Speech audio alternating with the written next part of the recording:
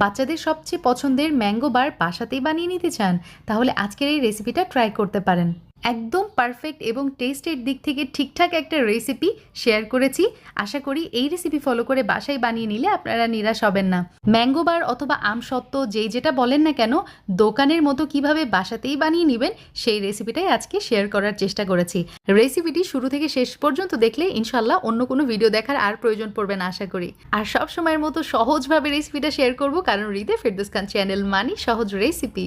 আমি এখানে নিয়েছি 1 কেজি পরিমাণ কাঁচা আম। তো কাঁচা আম যেটা করেছি, প্রথমেই খোসা ছাড়িয়ে নিয়েছি, তারপরে আমি আমার মন মতো এভাবে স্লাইস করে নিচ্ছি। আর কাঁচা আমের পরিবর্তে আপনারা পাকা আমও কিন্তু ইউজ করতে পারেন, রেসিপিটা সেম থাকবে। সবগুলো আম আমি এভাবে স্লাইস করে নিয়েছি। এখন চলে যাচ্ছি নেক্সট স্টেপে।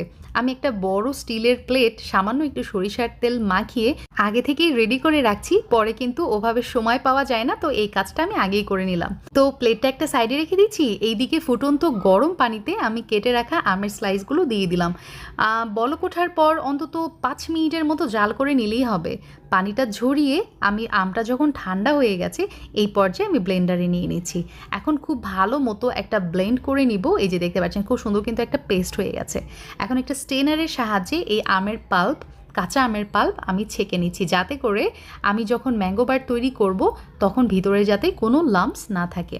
তো দেখতেই পাচ্ছেন খুব সুন্দর করে ছেঁকে নেওয়া হয়ে গেছে। এখন চুলাতে চলে আসছি। একটা কড়াইয়ে আমি নিয়েছি 1 কাপ পরিমাণ চিনি। চুলার জালটা মিডিয়ামে রেখে এই চিনিটা আমি ক্যারামেল করে নিব। এই পর্যায়ে হয়তো অনেকেই চিন্তা করছেন আমসত্ত্বে ক্যারামেল, এটা আবার কি ধরনের রান্না।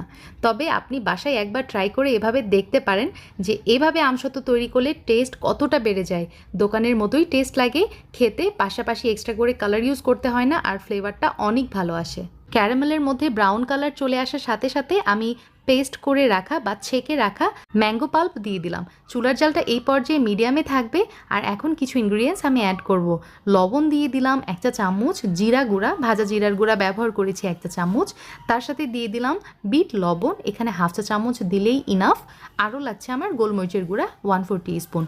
ঝালটা আপনাদের টেস্ট অনুযায়ী অ্যাড করবেন, কারণ আপনাদের বাসার সদস্য বা আপনি কীরকম ঝাল খান তার উপরে ডিপেন্ড করে কিন্তু এখানে ঝালটা অ্যাড করবেন। আমি লাল মরিচের গুঁড়া 1/2 চা চামচ মতো ব্যবহার করেছি।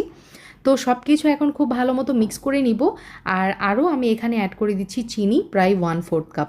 তার সাথে সিরকা ব্যবহার করছি বা হোয়াইট ভিনেগার, আমি এখানে 2 টেবিল চামচ দিয়ে দিলাম। সিরকা অথবা হোয়াইট ভিনেগার আমসত্ত্বকে কিন্তু অনেক দিন পর্যন্ত প্রিজার্ভ করতে হেল্প করবে। এই পর্যায়ে অনেকেই কনফিউজ থাকেন কোন সময়ে চুলা থেকে আমের মিশ্রণটা নামিয়ে নিতে হবে। দেখতে পাচ্ছেন যখন বলক উঠছে তখন বড় বড় বাবল মতো ক্রিয়েট হচ্ছে, আর চামচ থেকে খুব ধীরে ড্রপসগুলো পড়ছে। যাই হোক, এই যে আমি এখন প্লেটে ঢেলে নিলাম। ঢেলে এখন একটু ট্যাপ করে নিব যাতে করে ভিতরে কোনো বাবলস না থেকে থাকে। এভাবে এখন আমি যেটা করব, কড়া রোদে এটা আমি শুকিয়ে নিব। আপনারা চাইলে ফ্যানের বাতাসেও রেখে দিতে পারেন অথবা ওভেনেও কিন্তু এটা শুকিয়ে নিতে পারেন। আমার 2 দিনের মতো সময় লেগেছে। ইলেকট্রিক ওভেনে যদি আপনি এটা শুকিয়ে নেন, সেক্ষেত্রে যেটা করতে হবে, ওভেনের একদমই লো হিট যেটা আছে আপনার সেখানে দিয়ে রাখবেন এবং এটা বেক করে নিতে হবে প্রায় 2 থেকে 3 ঘন্টা মতো। তাহলেই একদম দেখতে পারবেন এভাবেই আমসত্ত্ব রেডি হয়ে যাবে। আমি এখন আপনাদেরকে কেটে দেখাচ্ছি কত সুন্দরভাবে আমার আমসত্ত্বটা উঠে যাচ্ছে প্লেট থেকে, আর একদম পারফেক্ট হয়েছে মাশাল্লাহ। এই রেসিপি বানিয়ে আপনারা বছর জুড়ে এই ম্যাঙ্গো বারের স্বাদ এনজয় করতে পারেন।